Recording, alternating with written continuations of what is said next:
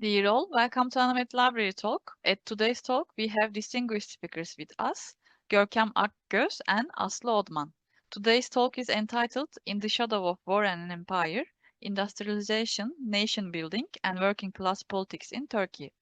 In the Shadow of War and Empire offers a site-specific history of Ottoman and Turkish industrialization through the lens of a mid-century cotton factory in the Turkish Manchester, the name chosen by the Ottomans for the industrial complex they built in the 1840s, which, in the contemporary words of one of the country's most prominent Marxist theorists, became the secret to and the basis of Turkish capitalism in the 1930s. At this point, I would like to introduce you our speaker and moderator. Görkem Akgöz is a research fellow at the International Institute of Social History. Her research explores the global history of labor and the political economy, gender history, and social movements. Her monograph, In the Shadow of War and Empire, Industrialization, Nation Building, and Working Class Politics in Turkey, received the 2024 Hagley Prize in Business History. She is a member of the editorial committee of the International Review of Social History, co-chair of the Labour Network of the European Social Science History Conference, and co-coordinator of the Workplaces Past and Presence Working Group of the European Labour History Network. Aslı Odman is a senior lecturer at the Institute for Urban and Regional Planning at Mimar Sinan University of Fine Arts and co-founder of the Center for Labor and Environmental Safety in Istanbul. She works on issues related to the sociology of work, urban development, corporate history, and ecology. Dear attendees, please bear in mind that your video and audios are closed. Please type your questions in the chat section. Your questions will be answered in the Q&A session.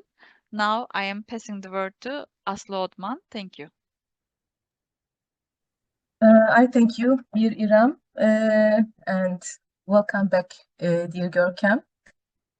This very small introduction part I will cut quite short so that we can profit from the energy, pedagogy, methodology, and the historian's craft of Görkem Akgöz, my dear friend.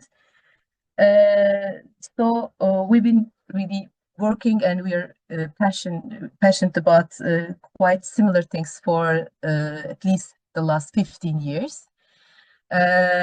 I just want to foresee what she's been talking about, but I hope that with this will be a book presentation, the fruit of long years of work. It is not just only turning a PhD oeuvre into a book, but also re-questioning questions of present into the past, dealing also with questions of nostalgia that comes in the area of deindustrialization, placing state factories. But I also hope to be able to talk with you about issues related to what's the state of labor history, what's the state of global labor history. And it's, I have to underline, it's quite intriguing that Görkem has received one of the most prestigious business history awards with a project he started as a real labor historian, being passionate about labor process, labor exploitation, ideology, state factories. So perhaps it's not that intriguing anymore, but for this we will need to talk about what workplace-based history has to offer us. So really questioning space, questioning the nucleus of capitalism in order to grasp wider structures like capital, state, ideology.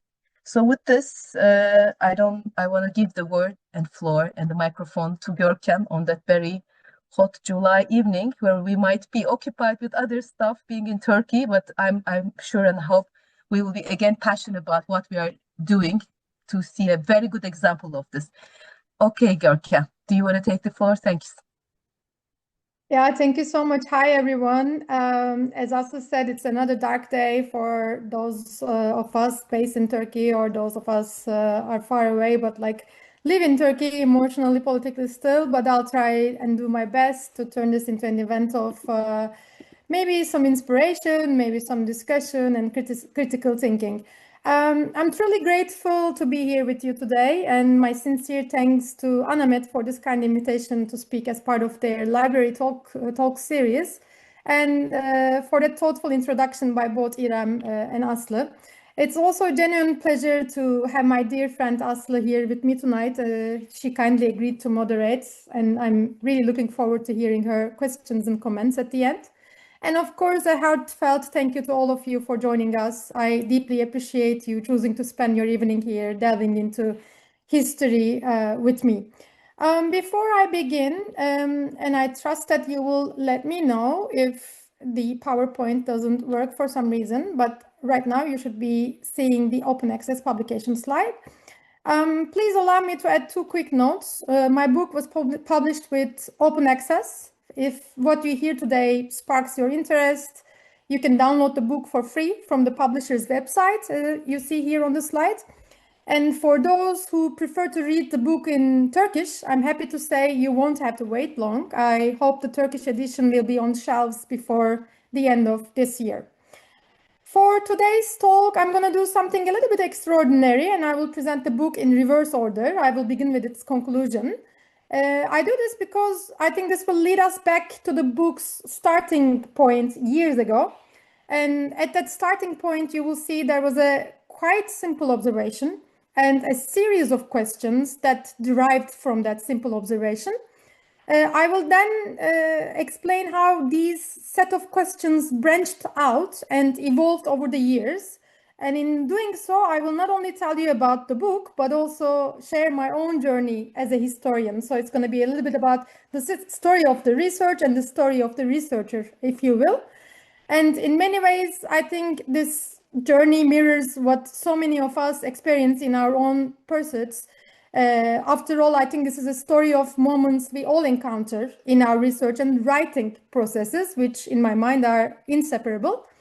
Moments when our initial plans do not quite match reality, when we start to see the complexities behind what seemed to be really simple in the beginning.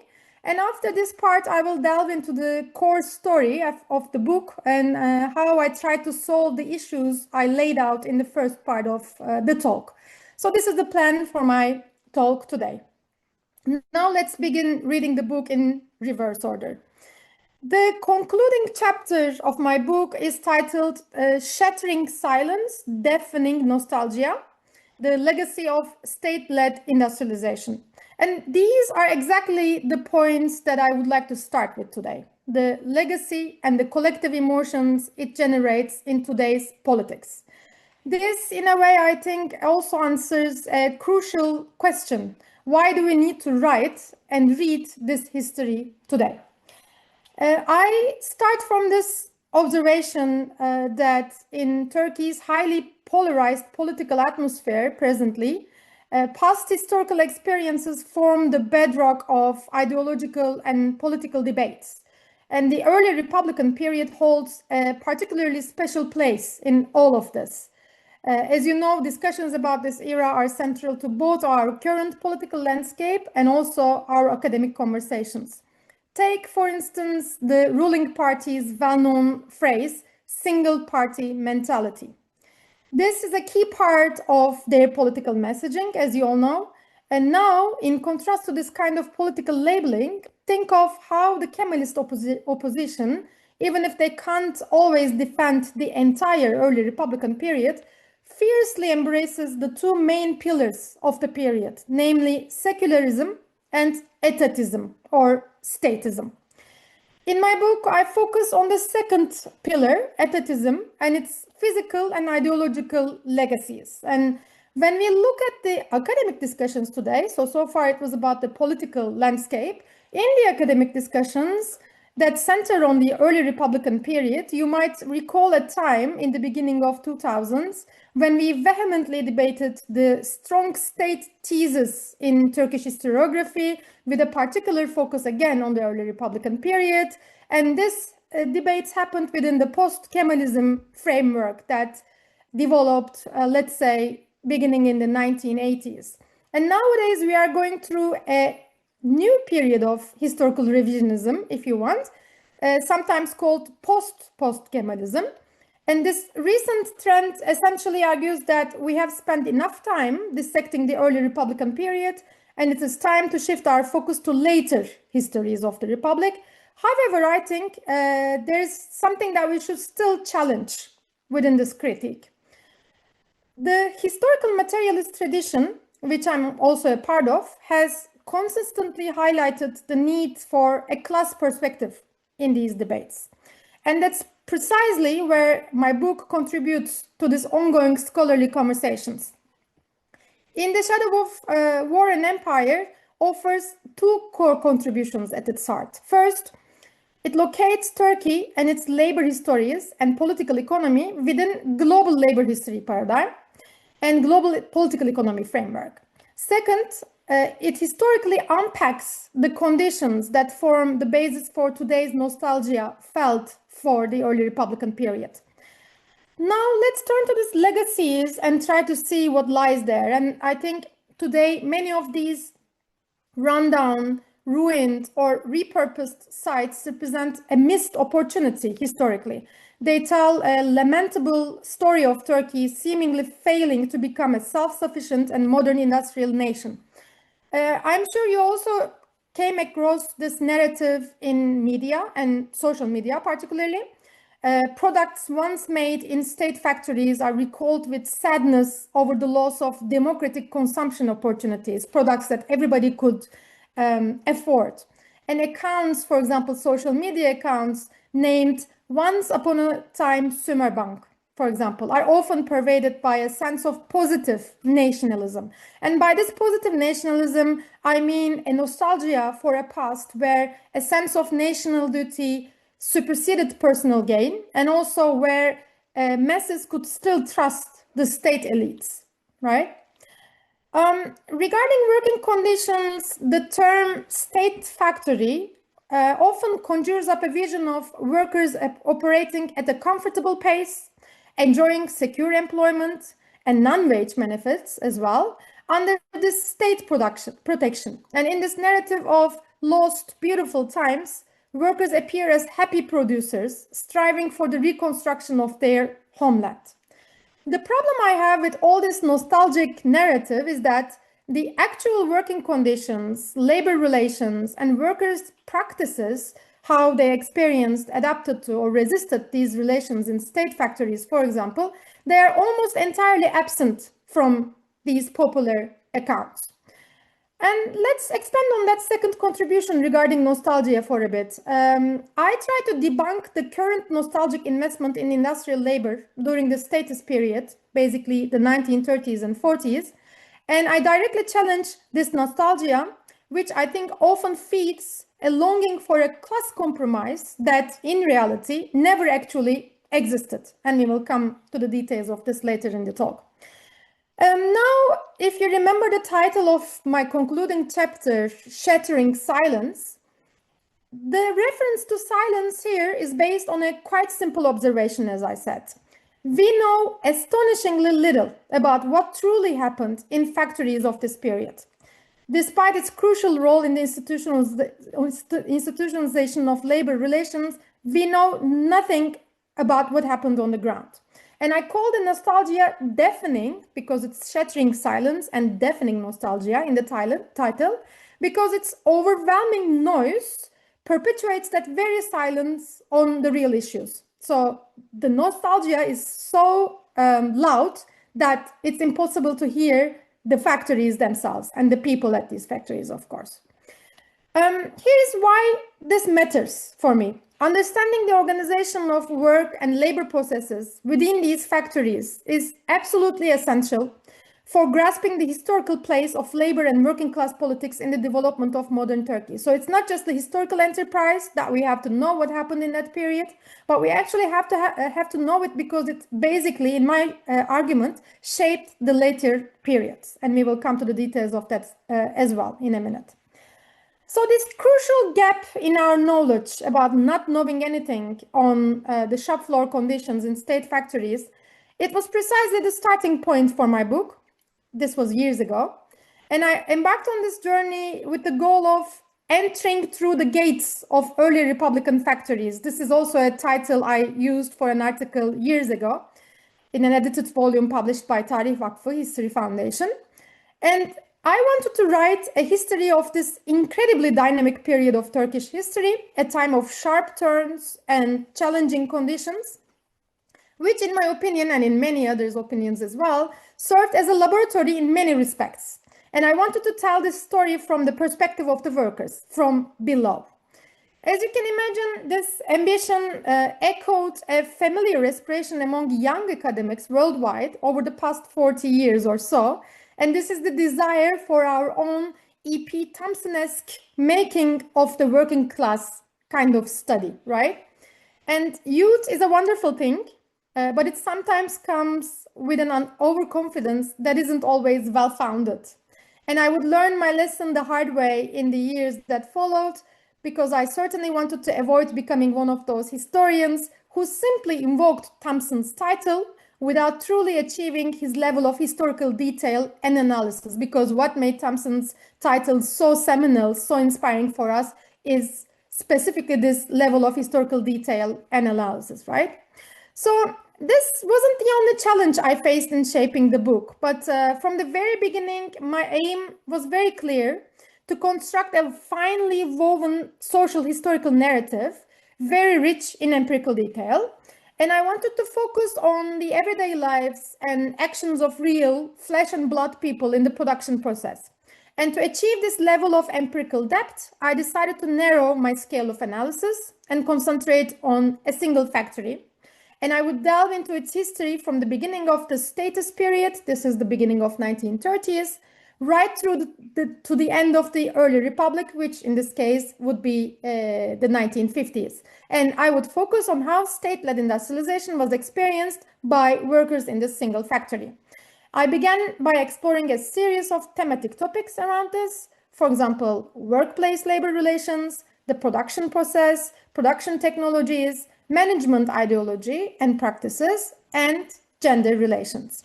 So far, I have explained the contemporary discussions that fueled my research when I started doing this research and its initial framework. From this point forward, I would like to talk a bit about the process of expansion of the research and the broadening phase, if you will, that happened during the actual writing phase. I first did like my first round of archival research, and then I started writing, and then things, as I said in the beginning of the talk, things didn't go as I planned.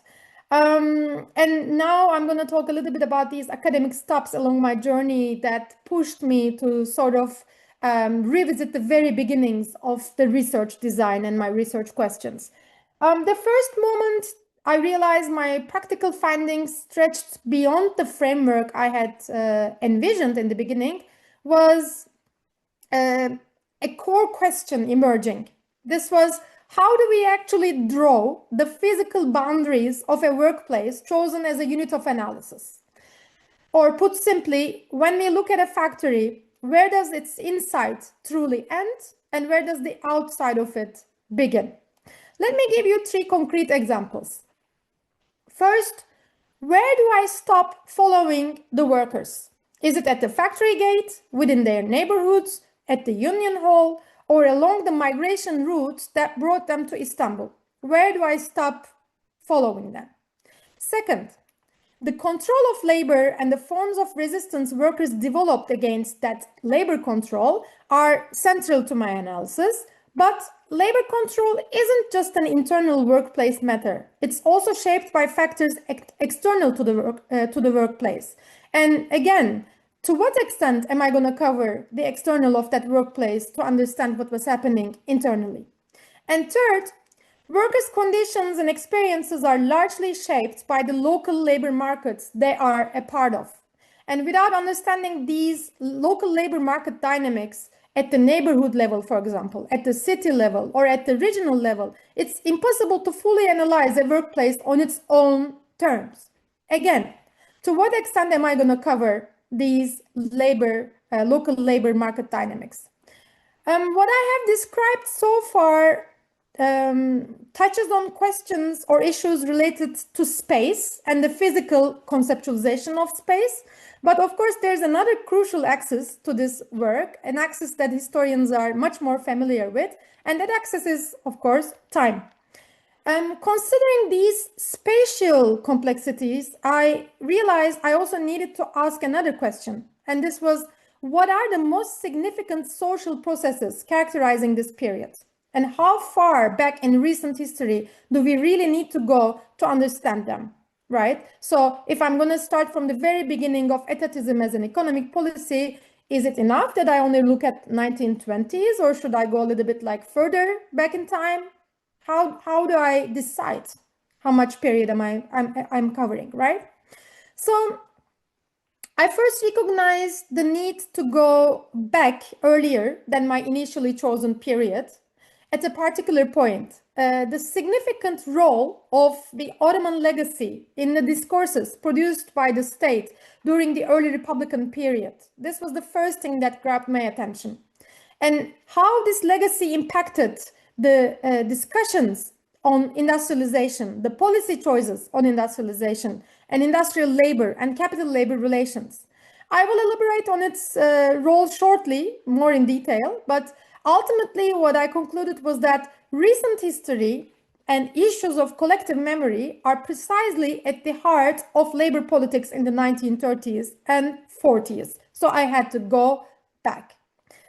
With these layers of time now added, the questions became increasingly complex. To my own surprise, actually, this became a very positive kind of complexity. You know, sometimes complexity can be daunting and divert us from our path. It could be also discouraging. Oh, I can't do this. This is like too complex for me. But what happened was actually the opposite in my case. Perhaps intuitively, I saw that focusing historical analysis at the workplace level naturally intersects with many disciplinary perspectives, lending itself perfectly to multiple methodologies that actually helped me to cover much larger questions than I was asking in the beginning of the project. So the industrial workplace, the very site where class is formed, as I conceptualize it, and where capital as a social relation is produced and reproduced, I think is perfectly suited for an interdisciplinary history of capitalism. And it truly allows for analysis from numerous angles. So one can really cover so much of the spatial and temporal questions if one stays at the workplace level. So I immersed myself in readings from different disciplines, which is actually one of the reasons, or maybe the main reason, why the writing of the book took such a long time. And the result is a book that spans a much broader time frame than I initially planned, and that brings labor history into dialogue with fields like anthropology, political history, urban history, critical organizational studies, and economic geography. I am actually quite happily surprised that of the, I think now 14 book reviews that the book got in under 2 years comes from a variety of disciplines. And as Aslı was saying, the book got the prize in business history. So I was right in thinking that, okay, this is like really an interdisciplinary angle that I have to deploy, and that to a large extent it seemed as if it seemed to have worked. And for me, this broader understanding of labor history is best captured by a quote from American labor historian Julie Green. Green says, in quote, "Labor history, when done well, is the history of capitalism. It's always, inevitably, the history of capitalism." And so, precisely with this in mind, my journey into labor history led me to write a history of late Ottoman and early Republican capitalism, all through the lens of one mid-19th century cotton textile factory. Now I think we can get to the fun part, the story itself. And the book, In the Shadow of War and Empire, first and foremost tells a site-specific history of Ottoman and Turkish industrialization. And at the heart of the book lies a fascinating story spanning about a century. In the 1840s, the Ottomans built an industrial complex on the northern shore of the Marmara Sea, marked as a blue circle on the map you see in the slide. And they named this industrial complex the Turkish Manchester, They chose this name because they wanted to convey their ambition to rival Europe's production capacity, of course, specifically Britain's, right? So while this grand vision of a full factory system didn't fully materialize, as you know, the complex actually housed a crucial cotton factory among other industrial establishments. And nearly a century later, in the 1930s, this very cotton textile factory, in the words of Hikmet Kıvılcımlı, a prominent Turkish Marxist intellectual, became the secret and the foundation of Turkish capitalism. Now, my book connects these two waves of industrialization efforts, and these waves happened under dramatically different political and economic systems, obviously, yet I think they shared the same core objective, that is, fighting underdevelopment by building up industry quickly. And the first wave, the Ottoman one in the 19th century, was all about the empire's long struggle to resist, but also finally adapt to industrial capitalism. And as many of you know, this ultimately resulted in the peripheralization of the Ottoman economy within the world capitalist system. And then came the second wave with the Republican period. And the goal here was, again, clear. To reverse this peripheral status or this peripheralization that was inherited from the Ottoman era by pushing for rapid industrialization. The Ottomans' unsuccessful industrialization project, I argue, left a complex legacy for the Republic. And we can think of it this way. One part of this legacy was quite physical, and we are now talking about a material infrastructure consisting of a handful of decaying factories, mostly located in the imperial capital and Western Anatolia. And less visible, but still very real, was another legacy, the legacy of economic geography. This was an economic geography shaped by an export-oriented agricultural economy that was dominated by foreign capital.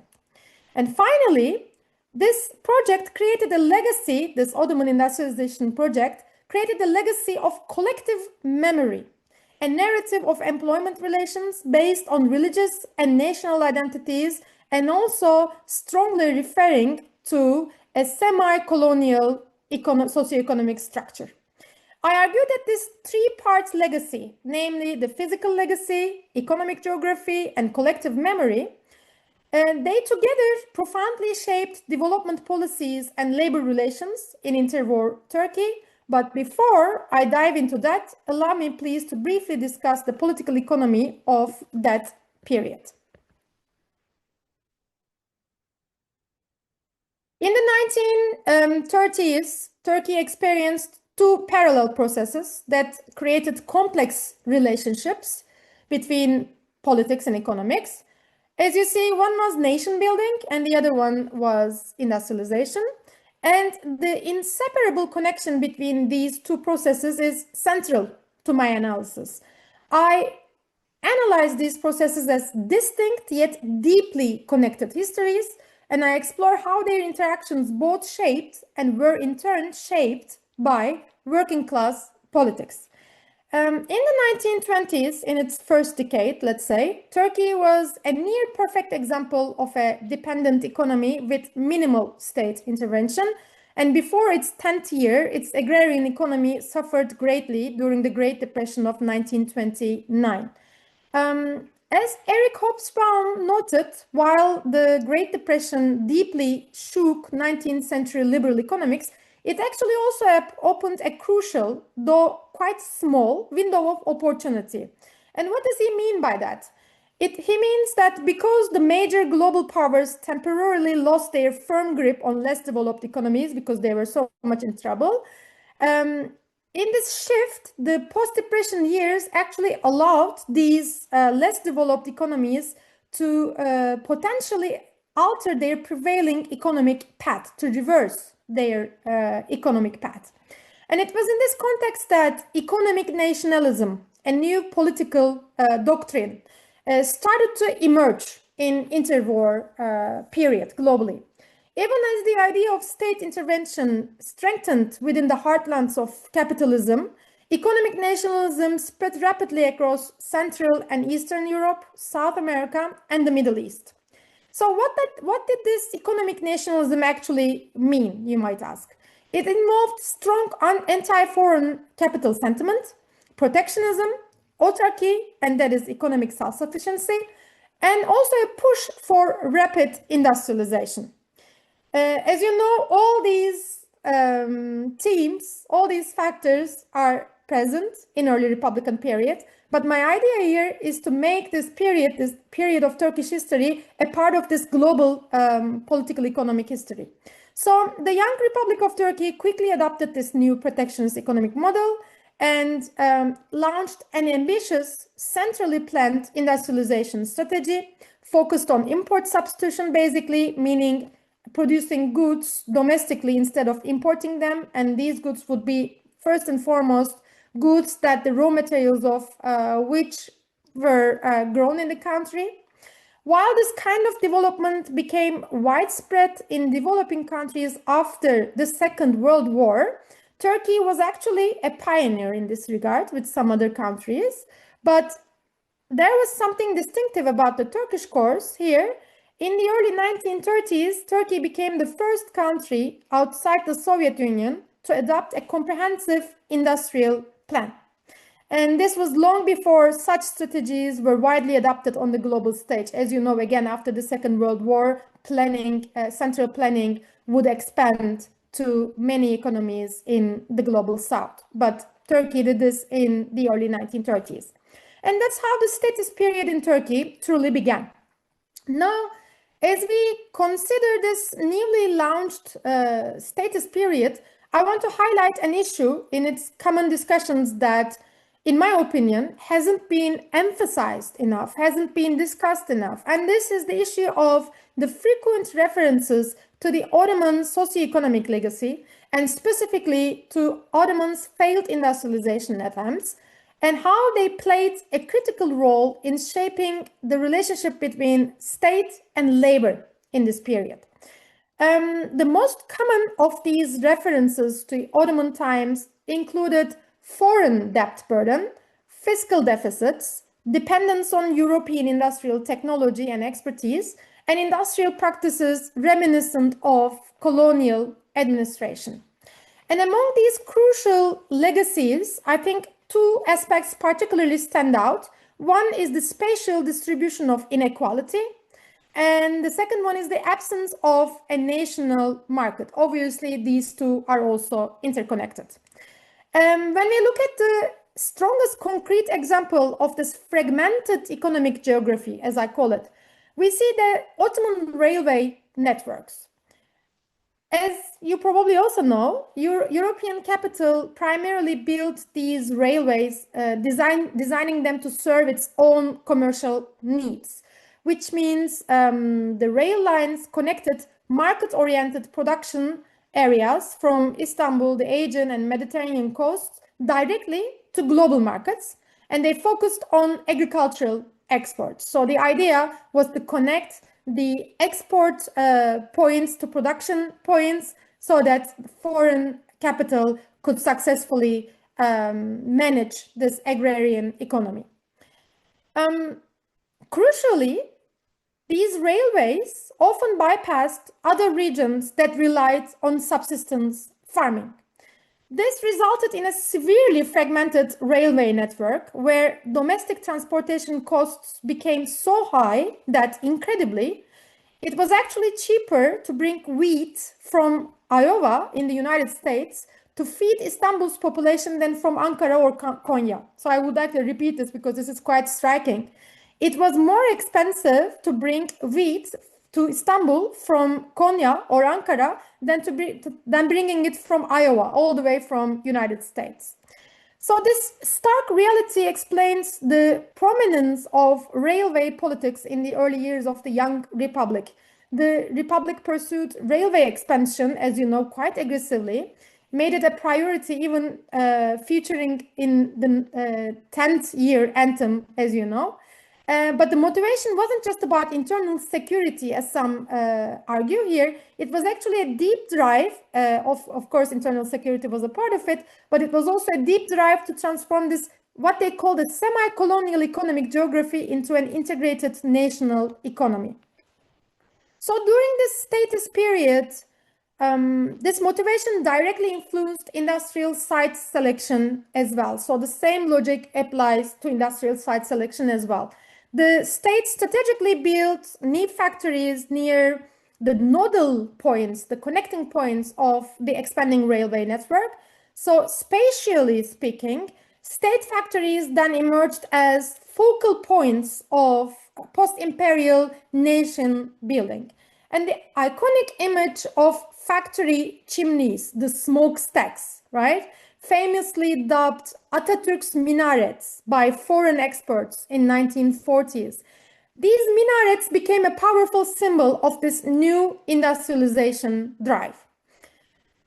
This drive, however, was not just about physical structures or strategic locations, as seen in the case of industrial site selection.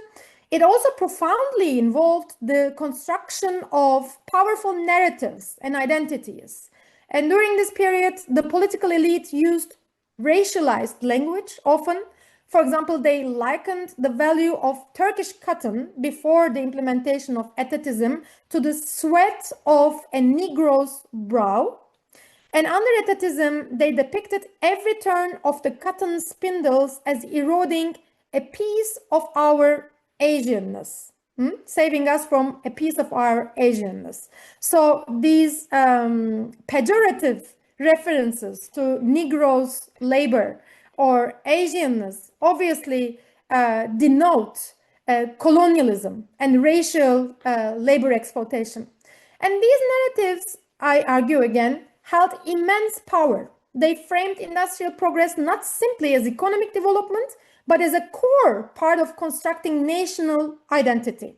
And crucially, these very narratives profoundly influenced how the state managed and interacted with labor, a dynamic that persisted throughout and even beyond the status period in Turkey. All right, so to crystallize everything I have covered so far, I want to briefly outline the core premises of my analysis. And again, I trust that you're following me with the PowerPoint. My book rests on two fundamental premises. The first one is that the late Ottoman and early Republican Turkey provides a truly unique setting to examine the political economy of peripheral industrialization and development. And why do I say it's unique? Because this period represents a crucial crossroads where the goals of nation building deeply intersected with broader developmental agendas. And building on this first premise, I pursue two main analytical goals in the book. On one hand, I aim to integrate Turkish labor historiography into a global labor history perspective. And on the other hand, I analyze the complex legacy of empire and nationalism as they played out in shaping developmental agendas. And the second promise is that I start from the assumption that the control of labor encompasses more than just the production floor. It spans a wide range, beginning from the processes of labor force integration into the market, ranging to the conditions of labor reproduction and recruitment mechanisms. And I weave the labor market here not merely as an economic structure, but also as a social and cultural structure. And in this structure, historical actors struggle over meaning of accessibility and over meanings of like what is a desirable order in this labor market. And I think in these struggles, cultural dynamics play a decisive role. And these cultural dynamics also include state discourses, collective memory, and the very construction of national identity. And in this second premise, I build on three distinct aspects of labor control. Number one, the external regulation of labor, meaning state discourses, legislation, and broader labor market regulations. External here refers external to the workplace. and then internal regulation of labor, where I look at things like workshop hierarchy, management strategies, and production relations. And of course, workers' practices of adaptation and resistance to these two sets of regulations, where I examine how workers themselves responded to these regulations. And I synthesized based on these two premises, because as you see, they are like quite broad.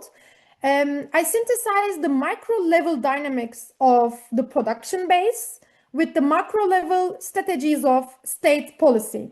And this involved actually connecting the analysis of industrial relations at the shop floor level with a long-term political economy approach. So in essence, then, my work navigates between different scales of analysis. I draw inspiration from historian Stephen Mims' concept of historical analysis moving from the bottom up to the very top. This is an idea he discusses prominently within the new history of capitalism perspective, which I also benefited quite a bit in writing the book. And so this is what I try to do in the book, this constant movement from the bottom up to the very top, and also again coming down to the bottom. So how did I navigate these scales in practice, you might ask? To achieve this, I actually brought together 3 different methodological perspectives. The first one is the labor process theory, and this theory actually dates from 1970s, but in recent scholarship on labor history, we often see a shift in focus away from the labor process and also a focus away from the workplace at large. I find this quite concerning, and I explain this in detail in the introduction of the book, where I have an extensive historiographical discussion. I find this concerning, especially for understanding working class politics and the dynamics that shape it.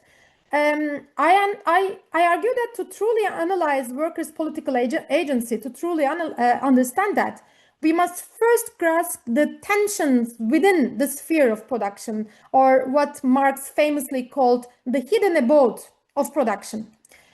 As I said, labor process theory first emerged in the 1970s, and it actually began precisely at this point. And at its core, the theory analyzes how labor power, that is the ability to work, is directed towards producing commodities, and how this very process involves social relations, conflicts, control, and regulation at the workplace level.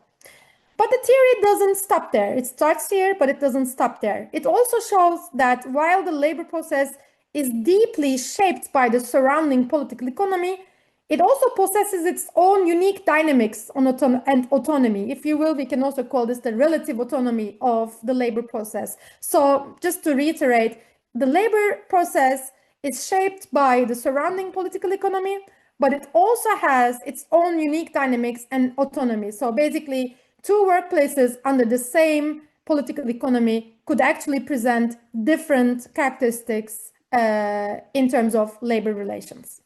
My approach to examining the workplace at different scales builds on this dual nature of the labor process. And in the book, I analyze the labor process holistically. I focus not only on the technical aspects of production, but also on forms of labor control that operate outside the direct production process and indirectly affects the production process. So these would include crucial elements like trade union organizations, gender roles, repertoires of everyday resistance, mechanisms of ideological control, and state policies and discourses. So my aim was actually to analyze how these components interact with production itself and with the conflicts arising within the production space. This holistic approach to the labor process aligns with what Raya Dunayevskaya, this famous Russian Marxist, called in her work Marxism and Freedom, bringing theory to life. This powerful idea, which ignited like a flare in my mind when I first read it years ago, still fuels my commitment to analyze the broadest possible social areas, always starting from the moment of production. And the workplace itself is central to this analysis in that it's a dynamic stage where the drama of capitalism unfolds. it's more than just where labor and capital clash in my conceptualization. It's also the primary site where surplus value is generated and appropriated.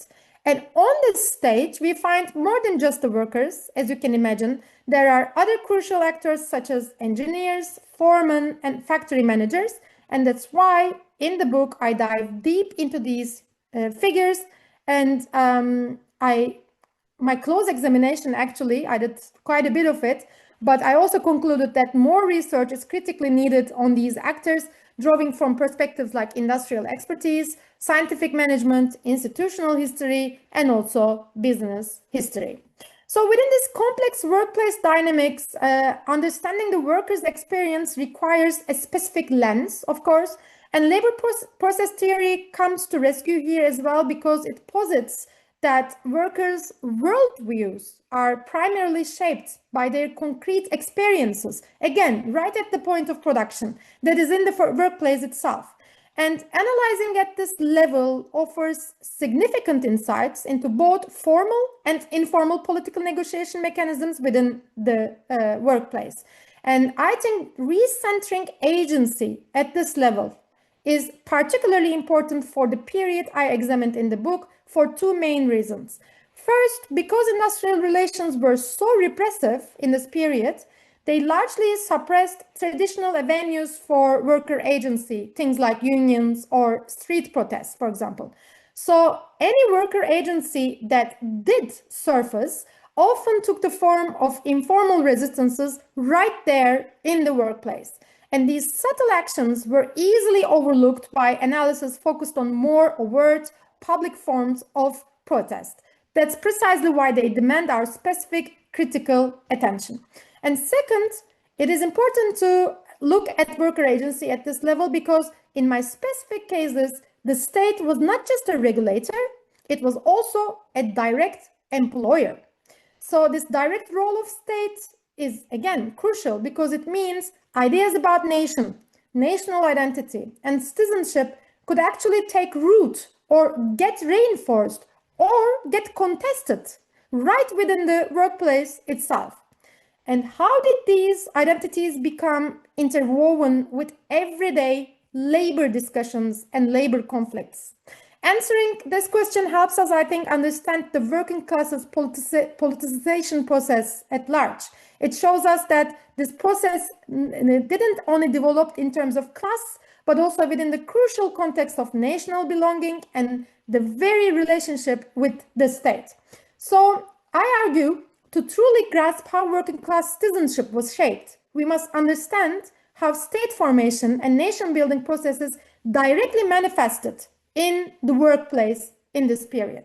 So my approach then begins with a meticulous examination of specific production sites, but these micro level analysis can't stand alone, right? They must be linked to the historical evolution and the structural transformations of global capitalism. Otherwise, they're just going to be some sort of descriptive narratives. And this focus on linkage then forms the second key methodological strategy in my book, which is examining production relations within a historical, systemic framework, always considering the broader context of global capitalist development. And here I move to the second axis of my approach, global labor history. One of the first questions here immediately concerns the scale of analysis, right? Which is embedded in this very word of the phrase global. What does global truly signify in this context? Is it simply a matter of geographical scope, or does it refer to how local contexts actually relate to larger global processes? What makes the history of a single factory, for instance, genuinely belong to global labor history? To answer these questions, I drew inspiration from Marcel van der Linden, one of the founding figures of global labor history. Van der Linden long argued that global labor history does not necessarily require vast geographical coverage. Instead, he defines it as involving two main aspects. First, it's about analyzing the historical diversity of labor and its various forms of labor control, as well as the fluidity between these forms, which is basically like different forms of labor For example, free and unfree, wage and unwaged, they can coexist. There is no rational progression between one and the other. And consequently, different forms of labor control can also coexist. Second, global labor history aims to uncover how interactions between different regions intensify or weaken over time. This includes examining the economic, political, social, and cultural networks and institutions that enable or sometimes disrupt these processes. So given this definition of global labor history, I don't limit its scope to vast geographical areas alone. Even the history of a village, a factory, or even a family can be written with a global perspective, as long as it's connected to the larger structures encompassing it. So my aim here is to understand precisely how specific local realities are shaped by larger global systems. And this involves analyzing macro processes, and by macro processes, I mean those processes that sweep forces that cut across disciplines, time periods, and national borders, and to analyze these processes to see how they impact even the most micro-level phenomena. And in my view, and in my book, the global labor history serves three fundamental functions. First of all, it offers an intuitive framework, encouraging us to ask new questions. It also promotes theoretical and methodological pluralism by putting interdisciplinarity at its core. And finally, it enables the analysis of local production sites by directly connecting them to global capitalist relations. So how do we actually make these connections practically? This brings me to my third and final methodological perspective, namely micro-spatial history. Throughout the book, I keep my focus fixed on a single factory. I don't, however, treat this factory as an enclosed unit. Instead, I see it as a crucial point where social and global relations actively converge. And historian Daniel Bell put it in a discussion on the unit of analysis in global history that small spaces, in his usage, small spaces like a factory aren't just places that feel the impact of global forces. They are not passive recipients. Instead, small spaces serve as extremely intense, dynamic laboratories of change in their own right, where the processes are far more than simple reactions to external pressures. To truly understand this dynamism between small spaces and global processes, I view workplaces not as static localities, but as dynamic contact zones formed by the circulation of capital, labor, technology, and industrial expertise at different scales. And let's together look at the circulations in the Turkish Manchester as an example over time. In the 1840s, American agricultural experts and their recently freed slaves from South America came to Istanbul and established a model farm to cultivate cotton for our factory. From the beginning, European engineers and foremen were also involved in the construction and operation of the factory. This cross-pollination of technology and industrial expertise deepened over time, extended into the Republic period as well. And in the 1930s, new players entered this historical field of relations. Soviet experts, for example, played a key role in the development of the first five-year plan, the construction of new factories, and also worker training. Pictures of Lenin and Atatürk hung side by side on the walls of the Kayseri factory, for example. In the mid-1930s, exiled German engineers fleeing Hitler's Germany, they were hired to solve the productivity problems of state industries in Turkey. One even rose to become the chief advisor to the Turkish Minister of Economy and shaped policies at the highest level. So beyond seeing the workplace as a contact zone then, I also draw inspiration from a concept in the history of slavery, which is microhistory in motion.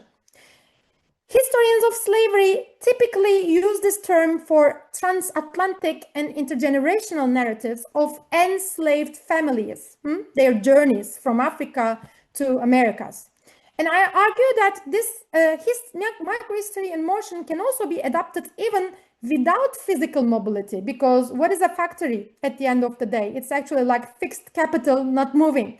But my approach maintains a fixed location, examining that location's dynamic interactions within the wider world. So the very idea of motion is actually there, although the place is fixed. It's fixed in location. So while writing my book, I often imagined myself behind a camera. You know what they say, paint with words in good writing. So I was zooming in and out to capture the unfolding narrative at multiple scales. And this vision resonated deeply when I came across an interview with Carlo Ginzburg, as you know, the renowned figure in the Italian microhistory tradition. Ginzburg beautifully captured the constructive tension between micro and macro in history by drawing parallels with cinema. And he said, in both history and cinema, the global perspective is implicit in any close-up. And in my book, these close-ups, these zooming in moments, focus on the daily practices of workers, and they reveal their agency within broader social structures. And the book's structure mirrors these multi-scalar and historical approaches that I have just outlined. The book, as you see here, is divided into two parts. In the first part, I primarily work on a macro scale, focusing on political economy, legal regulations, and spatial analysis. And I delve into the dynamics of local labor markets, examining aspects like post-imperial state building, labor legislation, and how national development policies played out geographically, often with significant gender dynamics. And in the second part, I turn the spotlight directly to the factory floor, or as you wish, as I said in the beginning of this talk, entering through the gates of the factory. And in this section, I take a more experiential approach, and I guide you through the intricate details of workers' daily lives, their social dynamics, and their political agency at the workplace level. And some of the key themes I explore here include relations and negotiations at the point of production, gender dynamics within the workshop, and the evolution of the trade union movement in the last main chapter. My findings reveal the contradictory dynamics that uniquely characterize Turkey's peripheral industrialization process in this period. And this post-imperial industrialization drive wasn't merely an economic process, it was also a profound ideological reestablishment, and at its heart lay a threefold tension, I argue. Number one, a desire for a radical break from the Ottoman past. Number two, an admiration for Western industrial modernity. And number three, a fear of social unrest. I saw these three tensions playing out directly in how Republican elites approached industrialization. I saw that they were aware of the historical threat posed by labor movements in Europe. They were in close following of these.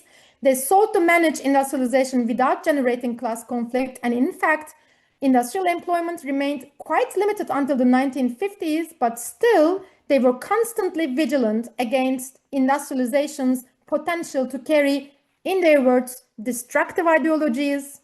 We can also say communism. And their vigilance was reflected not only in economic strategies, but also in the delayed implementation of labor policies, which I'm going to discuss in detail in a minute. I could offer many examples of this three sets of tension, but none, in my opinion, are as striking as the story behind the prolonged attempt, or rather the failure, to enact a labor law. In the 1920s and 1930s, the Grand National Assembly enacted a series of sweeping legal reforms, from commercial to language laws, as you see on the slide here. And by the mid-1930s, the Republic had impressed its own citizens, as well as the international community, with the speed of these structural and legal changes. Yet, amidst this whirlwind of modernization, one crucial piece of legislation remained conspicuously absent, and that was the labor law. Turkey launched its first 5-year industrial plan without a labor law. And the assembly finally adopted an authoritarian labor law in 1936. The effort had actually started in 1921 before the proclamation of the Republic. And only after an agonizing 15-year delay in negotiations, which I discuss in detail in the book. And the resulting law was inspired by the fascist Italian labor code, and it was utterly repressive. It strictly prohibited class-based organizations and strikes. It forced all labor disputes into mandatory arbitration under tight state supervision. And as the Minister of Interior at the time explicitly declared, the law aimed to eliminate all paths to class consciousness, in his words. And the consequences were stark and far-reaching. Trade unions remained banned until 1946, and workers did not have the right to strike in Turkey until 1963. So this deliberate suppression of labor, I argue, was deeply intertwined with Turkey's distinctive approach to state-led industrialization. For example, the Turkish model here diverged sharply from Latin American populism of the same period, because while Latin American models often relied on class coalitions and a form of interclass corporatism, Turkey's approach either ignored class entirely or tried to dissolve it within a supraclass narrative of the state. And in this environment, state-led industrialization, I argue again, was not just a development strategy, it was also a powerful ideological tool designed to prevent class conflict. And the state actively promoted the myth that it was neutral and aimed to reduce external dependency, suppress inequality, and neutralize labor struggles before they could ever become politicized. And this structure effectively erased the exploited position of labor, silencing any public debate about unequal class relations. So how effective was a state so authoritarian and influential in the political sphere? How effective was it actually at actually determining wages during this period? How did they regulate wages? Here, my research also reveals a striking paradox. Despite this central role in industrial relations, the state actually largely refrained from directly regulating wage determination. Even with tight bureaucratic control in public enterprises, it was individual contracts that governed employment relations. And this, I found, deepened problems of low wages and productivity problems throughout the problem. My analysis also exposes the stark reality behind this system, because outwardly, these state factories appeared scientific and pro-worker and bureaucratic. But the system, which I call the ceremonial facade, actually concealed a profoundly authoritarian and punitive labor regime, punitive also physically. Managers relentlessly pushed for work intensification to overcome low productivity, and they often enforced this pressure through direct physical coercion by foremen. This entire system, cloaked in nationalist and developmentalist rhetoric, was inherently resistant to any idea of redistribution, as you can imagine, and consequently, state workers were compelled to accept long hours and low wages, and their demands for fair compensation for their labor were structurally suppressed. Here is another example where my research significantly expands on existing scholarship. As you know, economic historians of Turkey often highlight how statism, state-led industrialization actually boosted Turkish capitalism. Some even use the word, it was the nursemaid of Turkish capitalism because it provided vital support like credit, market expansion, and technology. I, of course, agree with that argument, but I argue for an even deeper and often overlooked impact. The state, I argue, also deliberately created a highly favorable labor regime specifically for private capital during this period. And this regime, this labor regime, was built on an ethos of industrial diligence and patriotism. It powerfully blended anti-communist nationalism with a vision of industrialization that denied class divisions and that constantly promoted the idea of working for the homeland.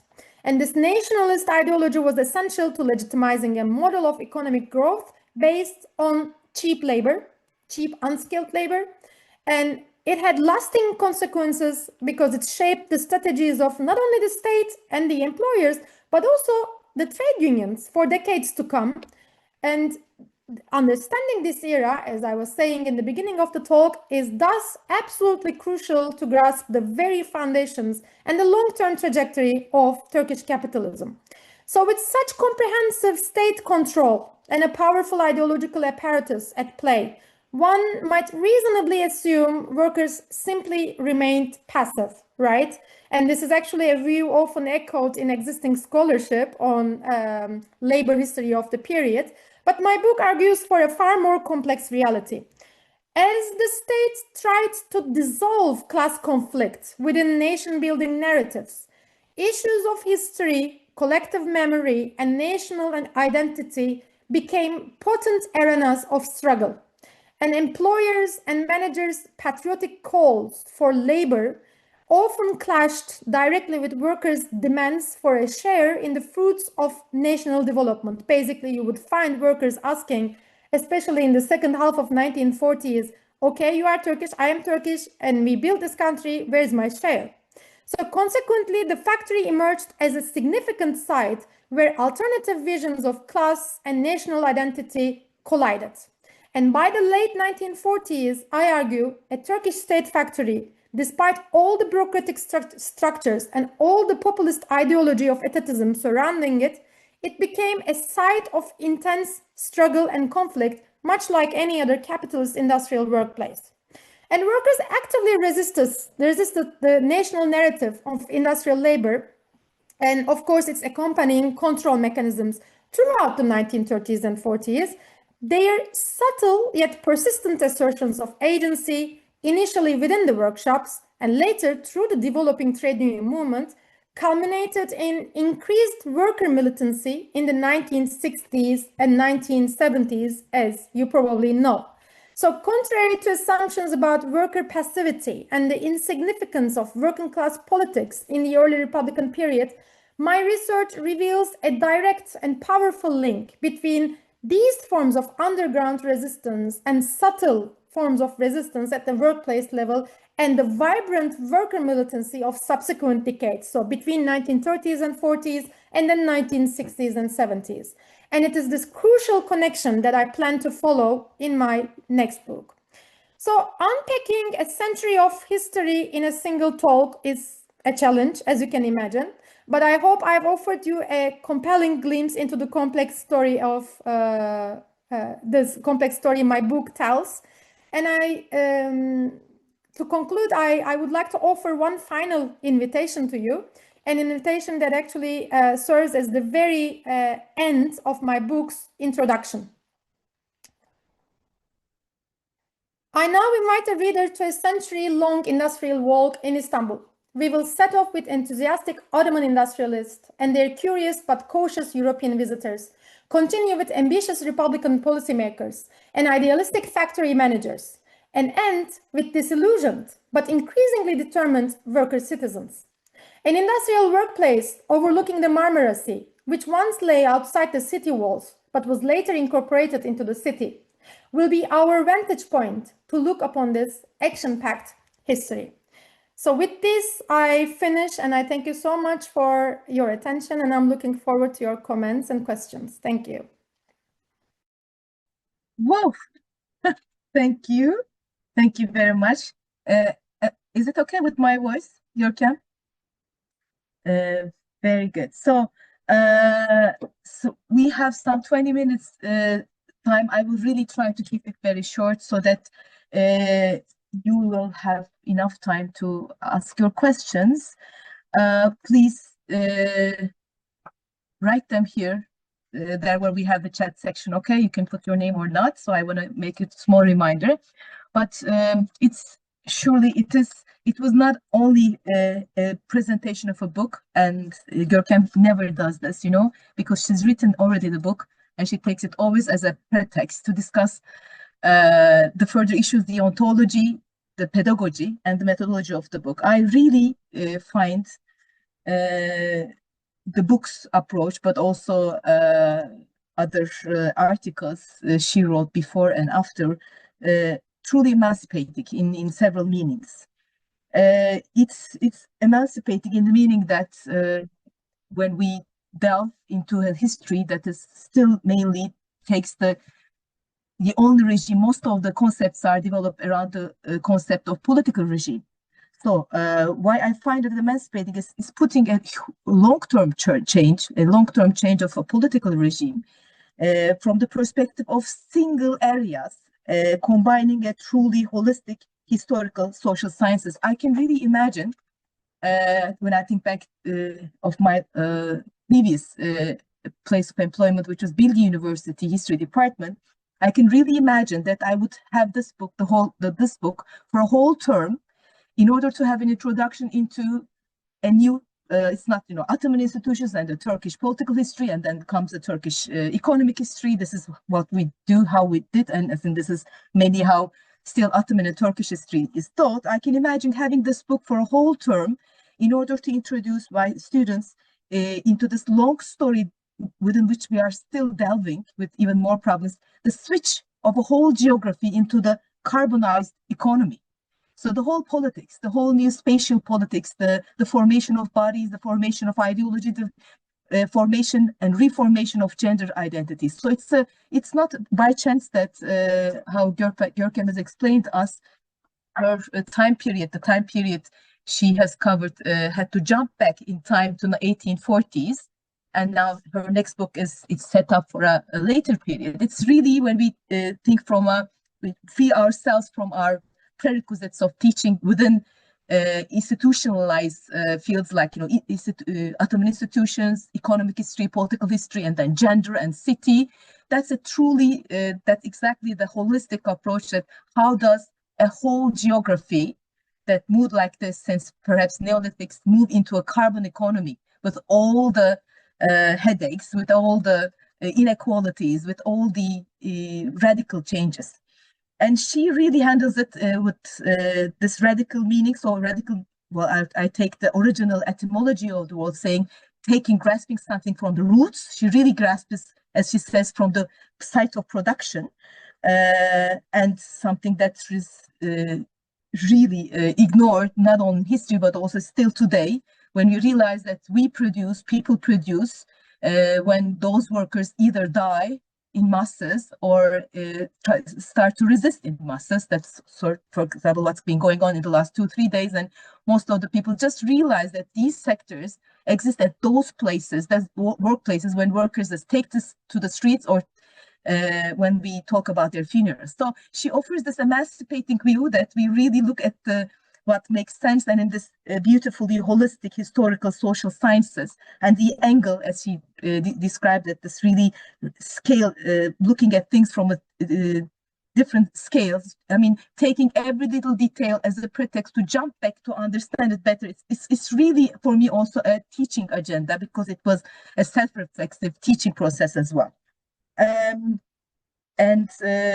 Exactly, this emancipative aspect and the hidden abode of the production today is even more relevant today than I think than it was yesterday. Okay, so 2 small questions. So I can really, I think I would have the courage to ask you, like, in 1978 was the article of Keydar and Hurican İslamoğlu, an agenda for Ottoman history.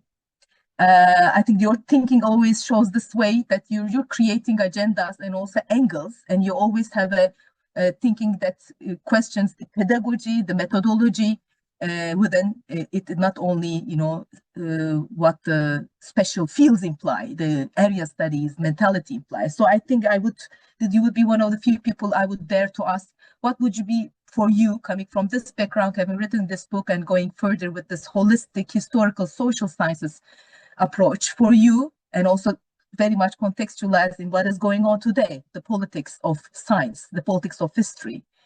What would you be the agenda for this, I wouldn't say Ottoman or Turkish, let's keep this, the carbonized, the whole carbonized economy. What's the agenda for you that would make sense if you would have to write something like this and also suggest to the next generation? So what are we supposed to take as angle, as topics, as agendas?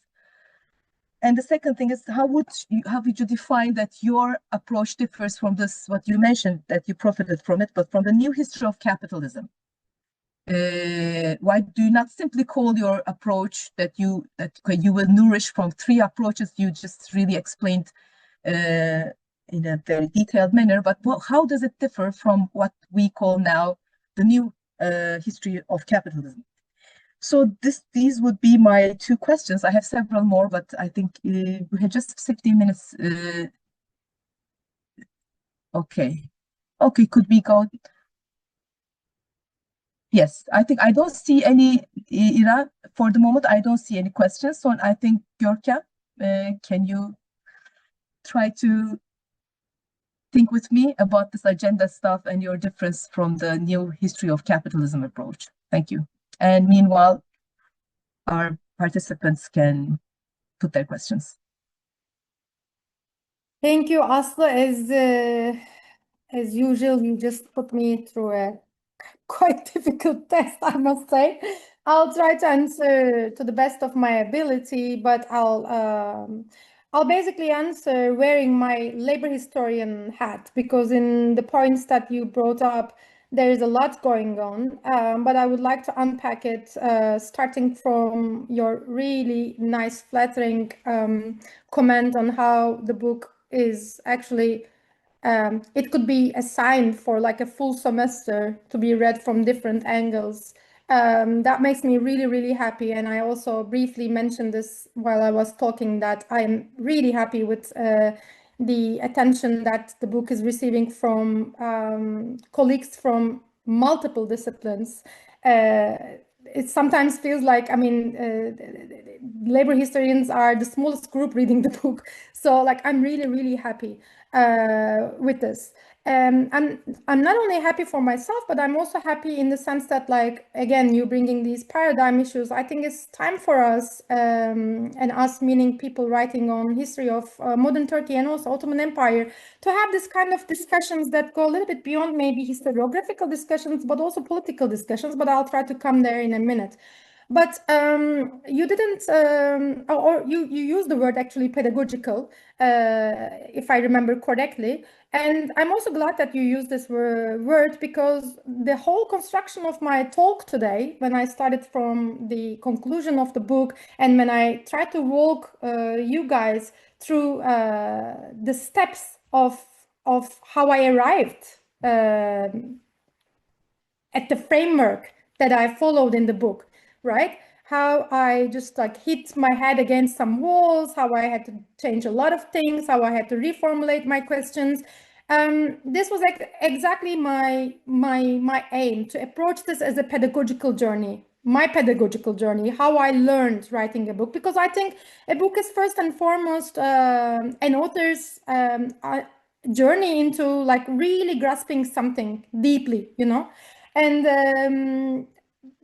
I am a lover of books, all books, not just academic, and I am a lover of like the production process of the book. So even there, I am very much interested in the in the point of production, let's say. So this pedagogical approach is very, very important to me, and I still want to keep it going forward, because this is like endless, right? So basically, what I was trying to say in the beginning, when we look at the revisionist debates today, the historiographical debates, the political debates, I named a bit how we were discussing post-Kemalism, and now we are discussing post-Kemalism. I have an issue with that, in the sense that like it's mainly political scientists carrying this kind of debates. And within these debates, number one, obviously, as I said again in the talk, the class labor, let's not say class, but like the labor dimension is like mostly absent. So we have to bring that labor discussion dimension there. But also there is like a renewal, there is a wave of interest, and there's like a very strong generation of labor historians in Turkey writing on mostly late Ottoman Empire and then modern Turkey, right? And there, I think we are doing like some really crucial work. But again, because our work is labeled as labor history, it's not probably read enough, number one. But number two, we also have, again, a duty there to sort of like open this discussion of labor history to wider discussions on historiography and politics. So what I try to do in the book and beyond, as you were mentioning, is basically looking at all these. Some of these are also regarded as, oh, these questions have been asked, these discussions have been made, you know, oh, like there was no big working class in that period. Why look at it again? People wrote the labor history of that period, for example.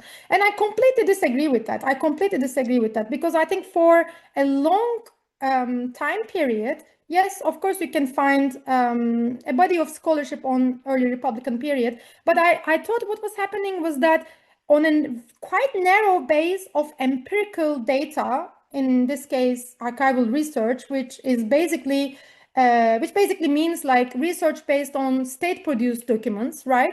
There were a lot of sociological generalizations made, and these sociological generalizations were made on the basis of comparisons with an ideal model of the West, how things went there, you know, and then how we have a history of an absence at best, right? So I think these sociological generalizations, they were repeated so many times that they have acquired the status of the truth. But if you actually try to be a little bit like creative, if you dig a little bit deeper with the empirical material, and also if you turn your back a little bit to this methodological nationalism and look at how Turkey's industrialization temporally and spatially is part of like a much larger global political economic process, I think most of these sociological generalizations, they collapse. And I think there's so much merit to have this discussion now. And I would be very happy if labor historians would be more vocal in this and would be a little bit more, let's say, even provocative, even a little bit more brave in extending their really well-founded, empirically well-founded findings to the realm of historiographical political discussion. So this is I think our task as labor historians.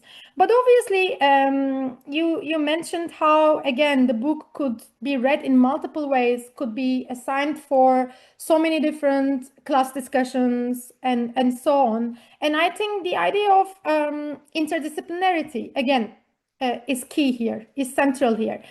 The funny thing with interdisciplinarity is that for some decades now already, it has been the catchphrase, you know, like everybody talks about it, everybody praises it, everybody calls for it. You have to be interdisciplinary to get a grant, for example, like it's all over the place. But actually, if you sit down and write an actually interdisciplinary analysis, it's incredibly difficult.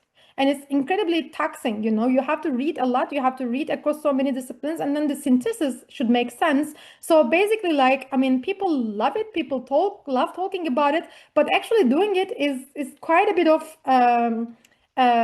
challenge, I would say. And here again, I think we should talk about how isolated and lonely this academic enterprise is today. And I actually have to acknowledge our working group, which I founded in 2013, and then shortly after I started co-coordinating it with a colleague from London, and you are also a part of it. Our working group, initially Factory History, now Workplaces Past and Present, under European Labor History Network. We actually also have a call for papers now for a conference next year, so I urge everybody to go and check it out. And how since 2013, I just learned so much, benefited so much from the discussions there. And when I founded that working group, I was this like young and really shy academic. And I was actually quite disappointed and frustrated that nobody was talking about industrial labor anymore, at least in the circles that I was involved in. And global labor history was all about like unfree labor or sailors or migrants, you know, all sorts of like mobility questions, which they also call now the fetishism of mobility. So the idea was like, oh, industrial labor, it has been done, we know everything about it. And I was thinking, wait a minute, we don't, especially in a country like Turkey or in many global South countries, we actually don't know enough about it at all. And bringing this to your question about what is happening in our present day, again, I would say we know so little about what people actually do when they work. You know, this has become such a hot topic. This has garnered so much attention, for example, during COVID, when everything was shut down, but like, for example, factories continued operation. And we were like, what is happening there that they can't even actually stop for a moment when human lives were under threat, right? So this idea of like really not knowing what people do when they work, the working conditions, I think it's also a very burning question of our present day. And also related to this, I would also encourage labor historians and also historians or social historians in general to sort of at least try to bridge their historical analysis with our present day debates, questions, and problems. I think us historians are also a little bit shy in doing that, because much of the questions we raise are also relevant, are also burning for our present day. So I think interdisciplinarity, this digging deep in terms of empirical material, but also being a little bit more brave and even more provocative in terms of like talking about the present based on our historical analysis, I think it's a must. And that's what I'm trying to do with my research as well. And about how this differs from new history of capitalism debate is a very US-centric debate where a bunch of historians, I mean, among them are labor historians, but they're not all labor historians. They are debating, this is not new, obviously, but they are debating how crucial fiscally and ideologically slavery was to American capitalism, right? So they are basically revisiting the debates from the first half of 20th century with a renewed lens. And they're basically like pushing also for reparations. So it's like a very hot political topic as well. And for me, I mean, I don't call my work as an example of new history of capitalism perspective, but for me, what I get from them is, again, this idea of interdisciplinarity, and again, this idea of connecting past to present. So these two things would be the strong connecting points that I have to new history of capitalism. If I have to brand my work, if I was forced to choose, I would always go for global labor history, because as I tried to explain in the talk, it really, really guided the way for me. I mean, in terms of like the questions that I asked, and it also, I think, gave me the inspiration and sometimes the push to read beyond my discipline and beyond my geographical and temporal focus. So that would be my academic home in a way. Yeah, apparently this will seem like this, so that's with the price, business history prize, it's you just moved into this case of the business historians, not through the new history of capitalism, but with a good woven, as you said, labor history. Görkem, there's a question from Suna Kafadar. Should I read it loud out to you? Thank you very much for this fantastic talk. She says, Suna, there is so much to talk about. I'll raise only one question here, which may not be a focus, but still. How did the factory change the city directly and indirectly? How were urban plans influenced, inspired, or discouraged by this elemental experience at industrialization in Istanbul? I'm especially interested in the early Republican era, but of course, any major turns or slow changes that appear over time are welcome, says Suna.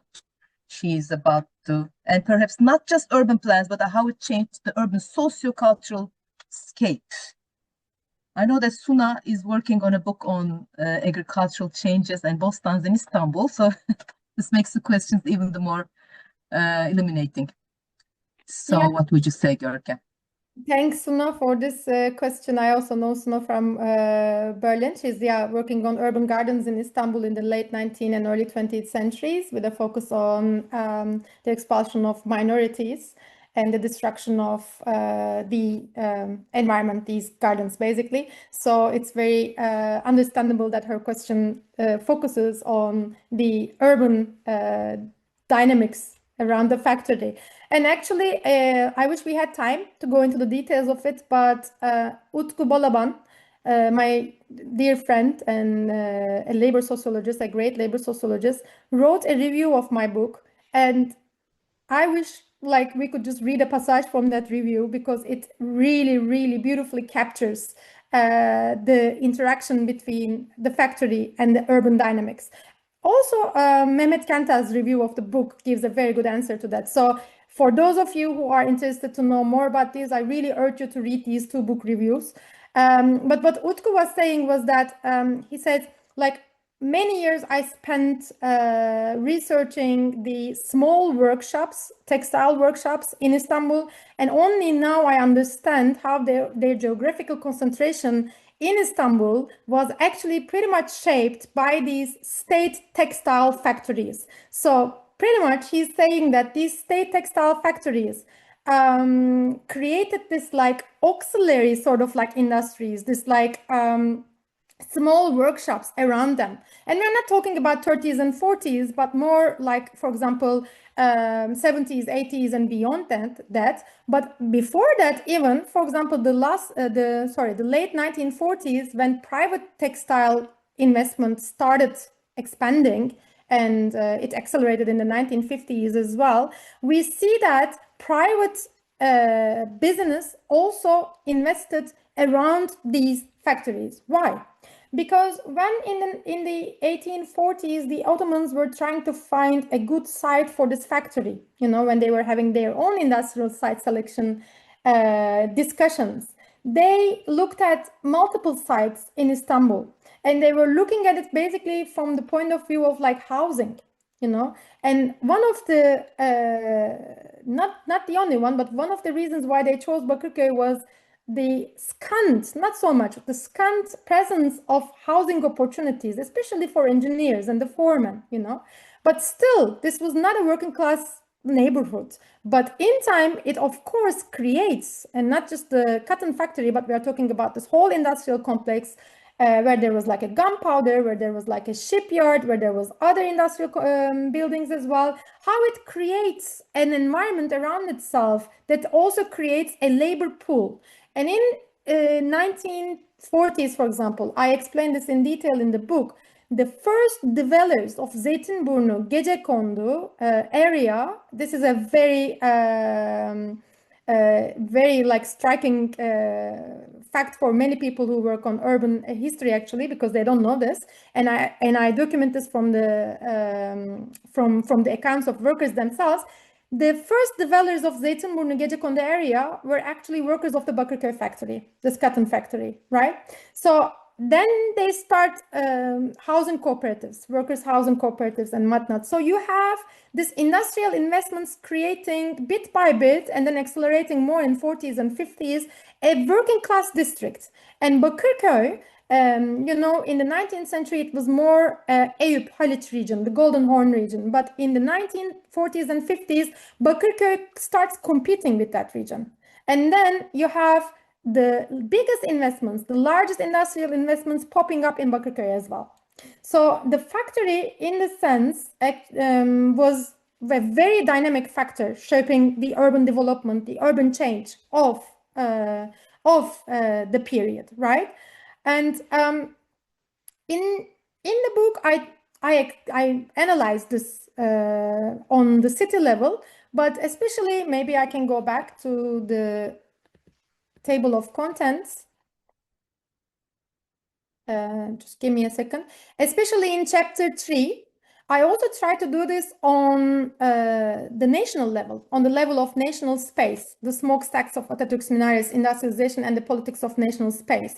And I try to understand how the construction of state factories in Anatolia, in Anatolia, also changed the city dynamics of the urban dynamics of these cities that were once like small towns, you know, that nobody knew much about. So yes, I think there's like a very direct correlation. There's a very important connection between urban development and industrial development. And I also plan to write more on this, more on industrial geography in the coming years. Yeah.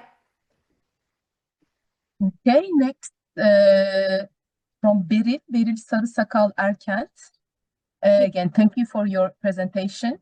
I have a question regarding your use of the term peripheral industrialization. Mm-hmm. You compellingly described the Ottoman Empire's peripheralization vis-a-vis the more dominant imperial forces, and how the newly founded Turkish Republic navigated these economic spatial legacies in the post-imperial national building efforts. Given that the early republican state was strongly etatist, and that in many of these factories, the state acted as the direct employer, question mark, she's not sure about this, it seems the state played a highly central role in the industrialization process, even if it refrained from regulating certain labor aspects. Could you elaborate on what makes this industrialization peripheral in this context? Are you referring primarily to Turkey's position relative to global industrial cores? And if so, how do you reconcile this external peripherality with the internal centrality of the state in driving industrialization? I think this goes together. On another note, writes Beril, is it possible to think of a form of peripheral industrialization in which the Turkish state is not the central driving force? Can we imagine a model of peripheral industrialization that emerges more from non-state actors? Okay. State centrality. Is it okay? Yeah, but I have to look at it briefly again. This is like sure. That's rather very long. Yes. Sorry, Beril. Is it possible to think of a form of peripheral industrialization in which Turkish state is not the central drive? Yeah, sure, of course. Yes, a model of peripheral industrialization that emerged more. No need to say sorry. I just need to understand. Can we imagine a model of peripheral industrialization that emerged from? Yeah, of course. I think we are talking about two different things analytically, but let's first start with what makes this peripheral, right? And then maybe, if need be, you can explain further. So basically, peripheral here in the 19th century, as the name of the industrial complex means, Turkish Manchester, is actually like a catching up kind of industrialization, because this started in early 1840s, which means a couple of years after the Balta Limanı Agreement in 1838, which basically opened the Ottoman market to European and specifically British manufacturing, right? So there is like a very strong anxiety on the part of the Ottomans to sort of like protect their inner market here. There was also another anxiety which basically was motivated by supplying the military with the needed commodities, but in larger terms, what makes it peripheral is that in the scholarship, we basically define peripheral in terms of typically adapting technologies and practices from more developed countries, and often with the aim of catching up economically, right? This is the mainstream definition of peripheral industrialization. It can also be characterized by unique challenges and dynamics. So from one historical context to another, it would manifest different characteristics. It could depend on external markets. It could depend on external raw materials, for example. It could be characterized by limited access to capital and resources, and also vulnerability to fluctuations in the global economy, which I think is applicable to all examples of peripheral industrialization. In the Turkish case, in the 1930s, what makes this peripheral industrialization is we have to understand first and foremost that this was not export-oriented industrialization. Yeah, there was no talk of export orientation in economic policy because there was no basis for that. Basically, we are talking about an economy trying to be autarkic, meaning that it's just basically trying to lessen the burden of imports on its economy, right? And textiles, for example, made up a big part of that burden. And Turkey, as you know, Turkey grows cotton, right? And there's wool in Turkey as well. So basically the idea is that why are we not producing what we are spending so much on importing and what we have raw materials for, right? So that is the motivation. Does it work to the desired extent? Well, not really, for many reasons that I can't go into the details of for time reasons, but it's all in the book. But for example, just to give you an idea, in the 1930s and 40s, I wrote this in the book, but also in more detail in other articles. I have now a series of articles on women's labor. There is this incessant demand for female labor, right? Like they really want more and more women workers in these factories, in textile factories especially. And in one inspection report, state inspection report from late 1940s, the inspectors are lamenting the fact that Turkey was still importing cotton yarn from Italy. So you also have to understand the raw material crisis was almost always there. There is always a crisis of yarn, okay? And they're saying that how can we import yarn from Italy? Italy doesn't even produce cotton. We produce cotton and we buy the yarn from Italy. How is that possible? And they say this is possible because 90% of textile factories in Italy employ, or 90% of textile factories workforce in Italy is women. That's why they use cheap labor and they have cheap cotton yarn to sell, right? So even within this import substitution industrialization, you have crisis of, again, like raw materials, fluctuations in the global economy, and limited access to resources and capital as such. And what makes it peripheral is also, maybe you have come across with it, the May issue of Toplumsal Tarih journal. I coordinated it with Nurçin İleri. And it's about the continuation of this dependency on foreign technology, foreign experts, mainly engineers, and production techniques, and also industrial expertise, know-how from the late Ottoman Empire to the early Turkish Republic. Aslı is also one of the authors in that issue. Okay, Aslı is now showing it. Thanks, Aslı. So basically, this peripherality is very much then defined by this dependent on technical knowledge and technologically as well. So these are the things that make an industrialization peripheral. So I am not so sure about this last bit of the question. How do you reconcile this external peripherality with the internal centrality of the state? Because yes, peripheral industrialization could be state-led, but peripheral industrialization could also be private capital-led. So there is no logical affinity between these two. So when we talk about peripherality, we are talking about the global capitalist system. And when we are talking about the employer and regulator being the state, we are then talking about the national economic policy. I hope this answers your question. And if not, please elaborate. Thank you. I don't see any further questions, Görkem. And I see the time is slowly up. I think we should conclude it here now. İrem is here. Görkem, thank you very much for this wonderful talk, and that's also for having shown us.